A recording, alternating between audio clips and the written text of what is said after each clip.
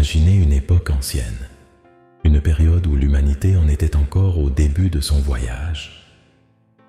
Dans ce scénario, nous trouvons la figure d'Hénoch, un homme qui a vécu il y a des milliers d'années et dont l'histoire est enregistrée dans la Bible, au chapitre 5 de Genèse. Hénoch était un descendant d'Adam, et sa vie a pris une tournure si extraordinaire qu'on se souvient de lui comme de l'un des rares êtres humains à n'avoir jamais goûté à la mort. La Bible nous dit dans Genèse chapitre 5, versets 22 à 24. Hénoch marcha avec Dieu, et après avoir engendré Mathusalem, il vécut 300 ans, et il eut des fils et des filles. Et tous les jours d'Hénoch furent 365 ans. Et Hénoch marcha avec Dieu, et il ne parut plus par ses mains. Oh, Marci c'est Yatalukarenji, dit I, laissez cela avec Piji, déjà pris ça. Cette description brève mais puissante nous laisse bouche bée et pleine de questions. Que signifie marcher avec Dieu? Et comment Hénoch a-t-il été pris par Dieu? Marcher avec Dieu implique une communion profonde et continue avec le Créateur. Hénoch a vécu une vie de foi et d'obéissance, cultivant une relation avec Dieu si intime qu'elle transcendait les expériences communes de l'humanité. L'auteur de l'Épître aux Hébreux, dans le Nouveau Testament, renforce cette idée. Dans Hébreux chapitre 11, verset 5, nous lisons « C'est par la foi que Hénoch fut transporté pour ne pas voir la mort, et il ne fut pas retrouvé, parce que Dieu l'avait transporté. Car avant sa translation, il avait reçu le témoignage qu'il avait plu à Dieu. Ce témoignage de foi et d'obéissance est ce qui a fait d'Hénoch une figure si spéciale. Il a vécu à une époque de corruption et de mal croissant. Mais il a choisi de suivre une voie différente, une voie de justice et de dévotion. Hénoch est un exemple pour nous tous qu'il est possible de vivre en communion avec Dieu, même au milieu de l'adversité. À présent, avançons dans le temps et rencontrons un autre homme remarquable, Élijah. Élie, le prophète, a vécu une période mouvementée de l'histoire d'Israël. Il a été appelé par Dieu à être prophète à une époque où le peuple d'Israël se détournait du vrai Dieu et se tournait vers l'idolâtrie. L'histoire d'Élie est relatée dans les livres de 1 et 2 rois, et sa vie est marquée par des actes de courage, de puissants miracles et une foi inébranlable. Élie apparaît sur la scène de façon dramatique, affrontant le roi Achab et la reine Jézabel, qui avait conduit Israël à l'idolâtrie et au culte de Baal. Dans 1 Roi chapitre 17 verset 1, nous lisons « Alors Élie, le Tishbite des habitants de Galaad, dit à Achab, « Comme est-ce vivant, l'Éternel, le Dieu d'Israël, devant qui je me tiens, dans ces années-là, il n'y aura ni rosée, ni pluie, sauf selon ma parole. » Cette déclaration audacieuse marqua le début d'une série d'événements miraculeux et de confrontations entre Élie et les prophètes de Baal. Pendant la grande sécheresse, Dieu a pris soin d'Élie de façon miraculeuse. Il fut nourri par des corbeaux, puis par une veuve de Sarepta, dont les réserves de farine et d'huile ne s'épuisaient jamais tant qu'Élie était avec elle. Ces miracles ont non seulement soutenu Élie, mais ont également démontré la puissance de Dieu au milieu de l'idolâtrie dominante. L'un des événements les plus mémorables de la vie d'Élie fut la confrontation sur le mont Carmel.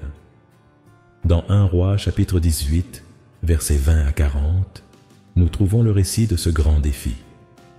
Élie a confronté 450 prophètes de Baal et 400 prophètes d'Ashéra, les défiant à un test pour voir quel Dieu répondrait par le feu.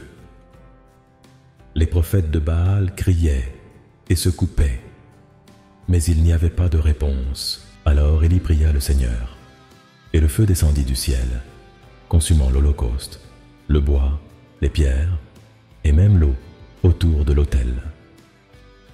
Le peuple d'Israël, voyant cela, tomba à genoux et s'écria : « Seul l'Éternel est Dieu, seul l'Éternel est Dieu. » Ce triomphe était un puissant témoignage de la puissance de Dieu, mais il présentait également un grand danger pour Élie. La reine Jézabel, furieuse de la défaite de ses prophètes, jura de tuer Élie. Il s'enfuit dans le désert, où, épuisé et découragé, il demanda à Dieu de lui ôter la vie. Mais Dieu avait d'autres projets. Il envoya un ange pour fortifier Élie, lui donnant de la nourriture et de l'eau pour le voyage à venir. Élie a ensuite été emmené au mont Horeb, où il a eu une profonde rencontre avec Dieu. Dans 1 Roi chapitre 19, versets 11 et 12, nous lisons : « Et Dieu lui dit : Sors et tiens-toi sur cette montagne devant l'Éternel. Et voici, l'Éternel passa, et un vent grand et fort déchira les montagnes, et il brisa les rochers devant la face de l'Éternel. Mais l'Éternel n'était pas dans le vent.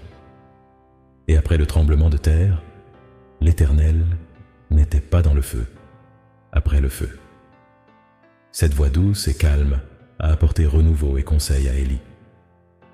Dieu lui a demandé d'oindre de nouveaux dirigeants et de préparer Élisée comme son successeur. Élie a continué son ministère, accomplissant davantage de miracles et proclamant la parole de Dieu jusqu'au moment de son départ. L'histoire du départ d'Élie est l'une des plus extraordinaires de la Bible. Dans 2 Rois, chapitre 2, versets 1 à 11, nous lisons comment Élie et Élisée, son disciple, marchaient ensemble. Élie savait que son heure était proche et a demandé à Élisée ce qu'il voulait avant d'être emmené. Élisée a demandé une double portion de l'esprit d'Élie. Élie répondit que ce serait difficile, mais que si Élisée le voyait être emmené, sa demande serait exaucée. Puis, alors qu'il marchait et parlait, un char et des chevaux enflammés apparurent et séparaient les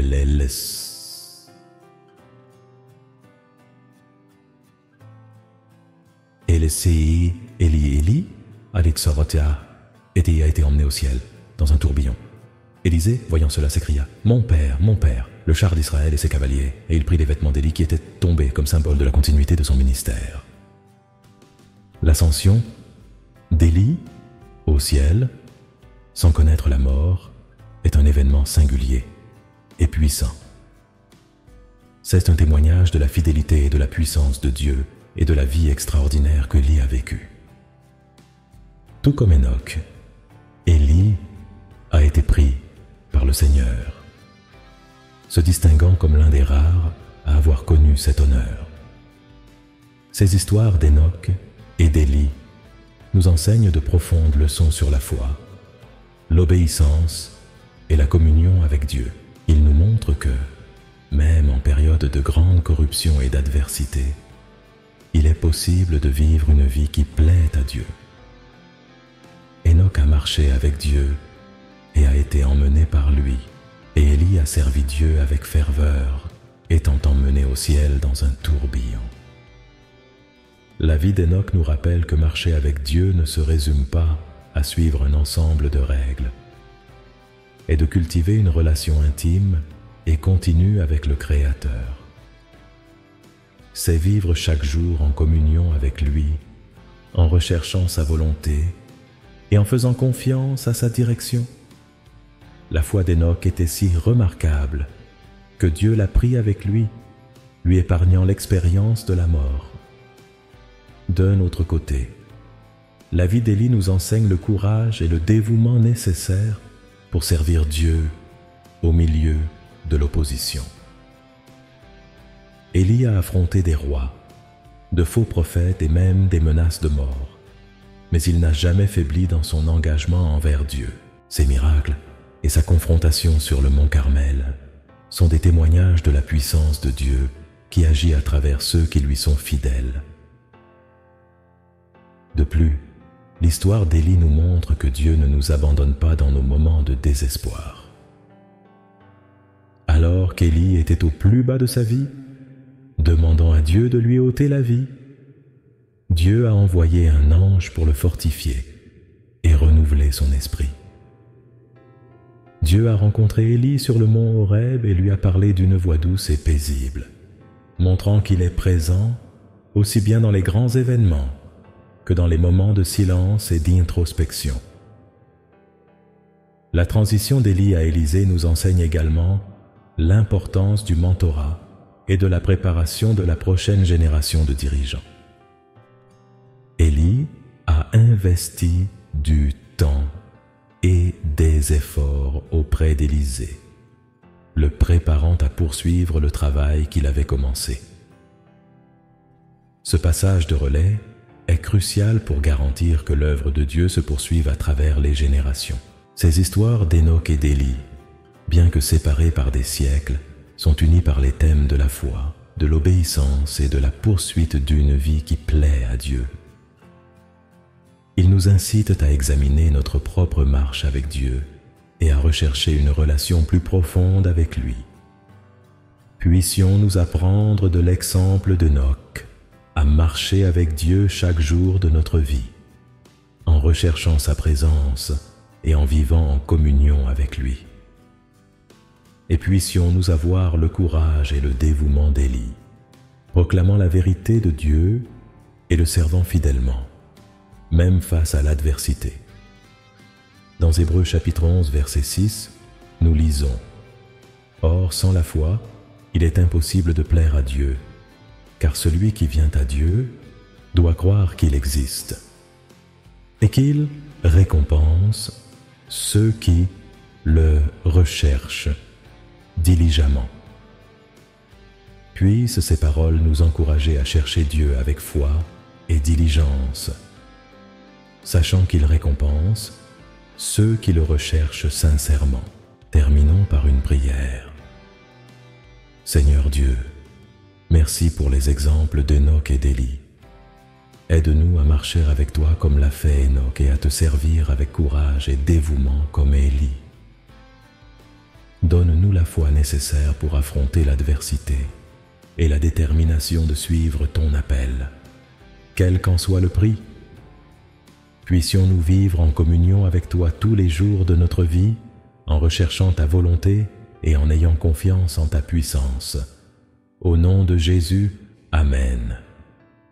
Si ce moment vous a été précieux, je sollicite votre soutien ici sur la chaîne.